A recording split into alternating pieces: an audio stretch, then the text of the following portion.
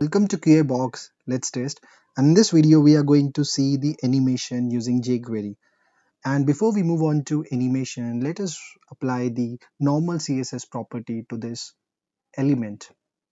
Okay, and to do so, we have to first identify the element. And the way we are going to do is this is an H4, which has got the ID subhead. So I'm going to pass in the ID now. That's how we can identify this element. So once this is done, let's start applying the CSS, and we use this method quite a lot in the initial videos in the series. And to this CSS method we have to provide an object. Okay, so let us pass in some CSS properties.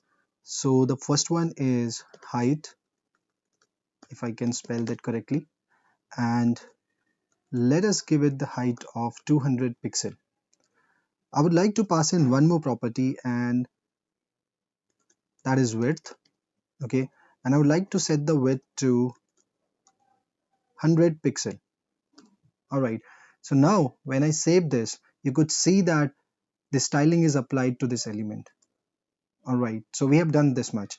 Now to animate this, all you have to do is you have to change the CSS method to animate. All right, and now see what will happen. Okay, so you see the effect. All right, let me reload the page. So now you could see that the height and width are being changed, but they are then sliding, which creates that animation effect.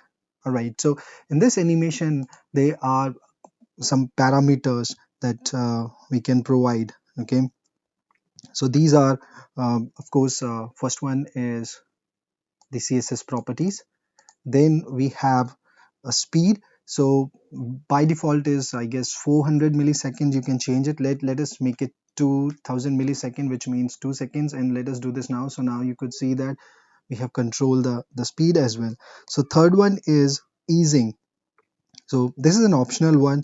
It specifies the speed of the element in different points of animation, and default value is swing. The other value is linear. So swing basically moves slower at the beginning and end, but faster in the middle. All right, so what we just saw is an example of swing, and linear is moves in a constant speed. So if we can pass in linear in here, let's see the effect now. So now you see it's a constant speed. And the last one is a callback function. So what you can do now here is, let's say we want to raise an alert the moment the animation is completed. So we're going to say alert, and we are going to say animation completed. Okay, let's save this now. So the moment the animation is stopped, we get this message. All right, animation completed. All right, so this basically animate method performs a custom animation of a set of CSS properties. This method changes an element from one state to another with CSS styles. The CSS property value is changed gradually to create an animated effect. Now the important thing that we have to remember is only numerical values can be animated, like height, width, margin, and there are many more properties.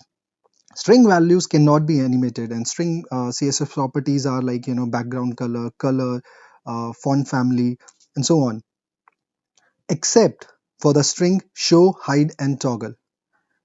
These values allow hiding and showing the animated element. We can also use plus equal to and minus equal to for relative animations. Now, some of these styles or properties that can be animated are background position X, background position Y, border width, border bottom, left, right, top, border spacing, margin, again then margin bottom, margin left, right, margin top, opacity. Then we have outline width, padding, and other variations of padding. Then we have max height, min height, max width, font size, bottom, left, right, top, letter spacing, word spacing, line height, text indent. All right, so this is about animation in jQuery. Thank you so much.